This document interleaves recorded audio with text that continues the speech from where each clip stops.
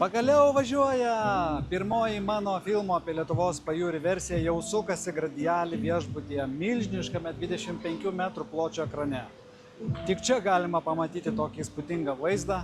Visą vasarą darbavausi, rinkdamas po gabalėlį pajūrio vaizdus, filmuodamas, fotografuodamas nuo Melnragės iki Būtingės visą mūsų Baltijos pajūrį ir labai kviečiu pasižiūrėti atvykus į Gradiali viešbutį Palangoje.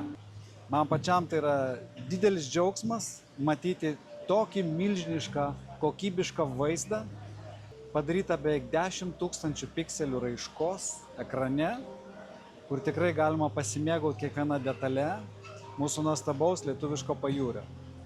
Esu labai laimingas, dirbu toliau, vėliau matysite ir rudens, ir žiemos, ir pavasario vaizdus.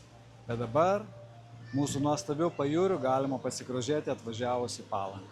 Į Gradiali viešbutį. Šiame nuostabiame, neregėto masto, neregėto pločio ekrane.